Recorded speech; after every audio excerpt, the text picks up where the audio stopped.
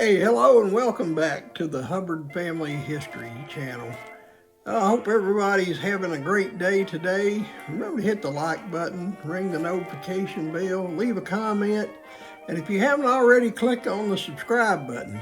We're at 19 subscribers and would love to hit 1 million soon. If we can hit 1 million subscribers, I will live stream an episode. Well, to this week's video. Last week we discovered that we were descended from Viking kings, and through them and the Visigoths even to Roman emperors. Further research leads to the conclusion that it's possible we're distantly related to William the Conqueror, who led the Normans to conquer England in 1066, one of the most important and famous invasions of all time.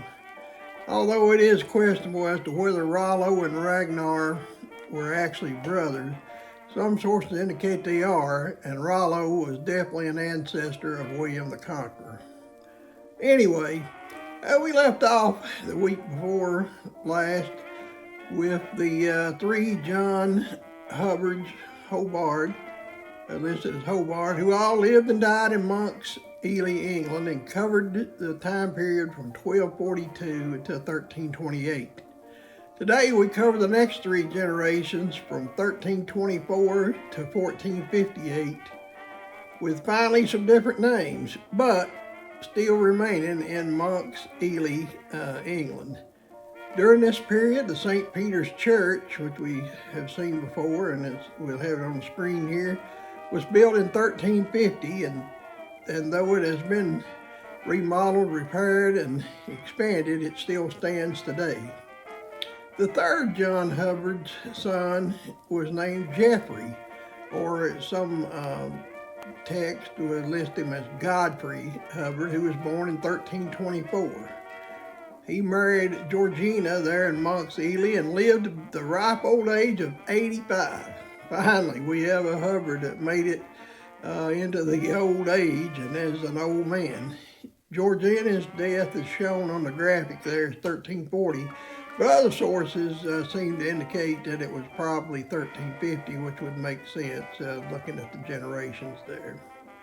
They had a son that was back to John, unsurprisingly. His name was John de la Tie Hubbard, and he was born in 1349. And this John lived to the ripe old age of 83, so here we've got some long-lived Hubbards finally. You have to remember that during this time, 1348, the Black Plague had struck England, and perhaps through the relative isolation of Monks Eleigh, it was one of the reasons our ancestors survived to live through it. And this horrible epidemic which wiped out some historians say more than half of the population of Europe. But there are no recorded deaths in Monks Eleigh of people dying from the plague, so pretty good. But living to the age of 83 is an accomplishment indeed then and even now. John de la Tie married Agnes Taylor, who lived to be 95 years old, so almost to the century mark, 95. So at least long ago we did have some ancestors that lived a long time, a really long time for that day and age. The next Hubbard continues on to the first one actually listed as a Hubbard, Thomas Hubbard, who was born in 1370. And Thomas lived to be 88 years old. His wife, Eleanor at church, lived to 96 years old. That's an incredible lifespan in today's world, let alone 650 years ago. Thomas built a well-known house, one of the first there in Monks Eleigh, called the Hubbard's Hall, and it was on Back Lane in Monks Eleigh. He built that about 1425. The church was expanded in about 1450 to include a tower, the north aisle, and a porch. So it looks like after about 200 years or so that things are happening in Monks Eleigh.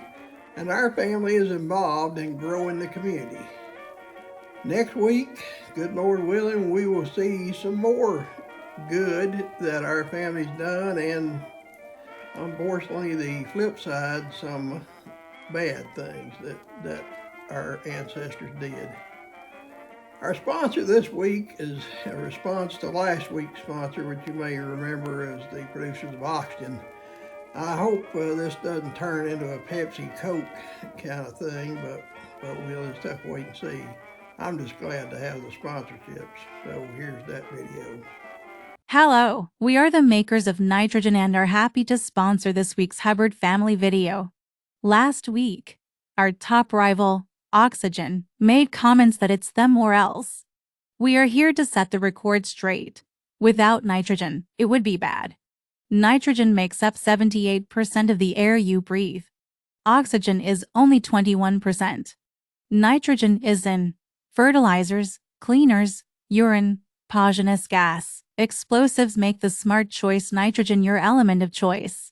We'll be there for you even if others let you down. Well, glad to have nitrogen producers on board, as they have a hugely important product, and just hope that they can get along with the oxygen producers. By the way, you may notice a new coat of arms in the video, which is, as far as I can tell, an official Hubbard coat of arms. I've added a slogan to the coat of arms, Victoriam Super Omnia, which translates in Latin to victory over all. Well, thanks for tuning in, and until next week, stay Hubbard and peace out, my friends.